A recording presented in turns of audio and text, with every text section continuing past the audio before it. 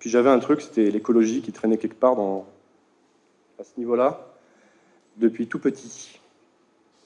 Et puis je lui disais, t'inquiète, on verra plus tard. Non, non, j'ai pas le temps. Là, je sais pas comment faire. Enfin, bon.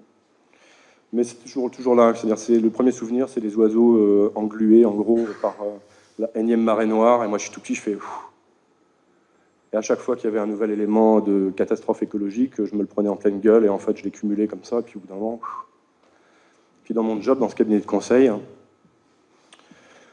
on me demande d'étudier des pistes d'optimisation pour réduire les coûts des entreprises et je m'aperçois qu'à la marge, en fait, j'étudie des sujets qui ne sont pas encore dans nos offres pour voir si on peut faire quelque chose. Et très souvent, je remarque, parce que j'ai un petit radar collé là-dessus, où je vois qu'il y a des éléments d'écologie par-ci par-là dans les coins qui pourraient optimiser ces coûts pour les entreprises.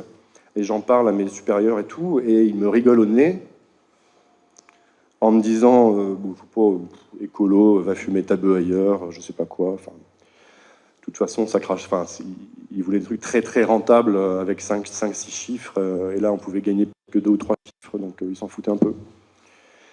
Dans un coin, je me dis merde, quand même, c'est important, il suffit de. Enfin, certains trucs sont de l'ordre de la décision pour une entreprise, et j'ai un tilt une fois, parce que dans notre boîte à nous, on consomme avant tout du papier, c'est un cabinet conseil. Et le papier, on renégocie nos contrats de fourniture de bureau régulièrement, on négocie tout de toute façon pour avoir les coûts les plus bas possibles, c'était notre métier. Et au bout d'un moment, on s'aperçoit que les mecs qui apportent le papier et qui déposent les ramettes repartent les mains vides.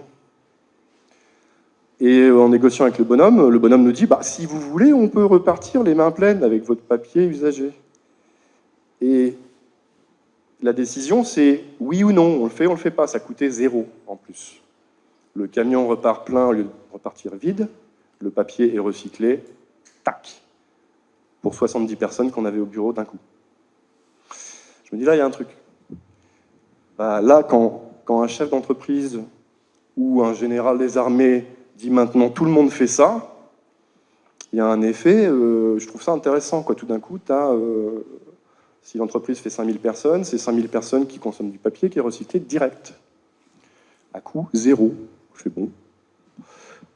Là, vous avez vu, c'est marrant, il y a ça, puis il y a ça aussi. Si on creuse dans les coins, il y en a encore. Ouais, mais on s'en fout, nous, on veut faire 100 000 euros par mission, donc arrête tes conneries, puis travaille un peu.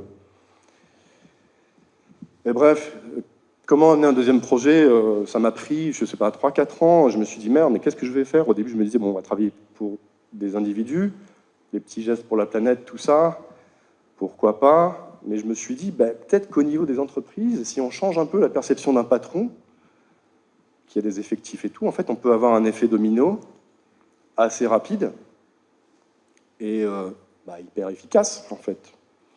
Bon, les conditions, c'est que le patron, il ait envie de ça, quoi. Mais je me dis, je vais plutôt travailler avec des boîtes, je vais essayer de transformer les entreprises. À cause de ça, je me dis, peut-être que je peux avoir plus d'impact comme ça, en fait. Et du coup, j'ai cherché un nom, j'ai partagé sur le groupe pour avoir plusieurs solutions, des suggestions, brainstorming, et puis je retiens bio-entrepreneur.com, où je me dis, ce truc-là, ça claque, j'aime bien,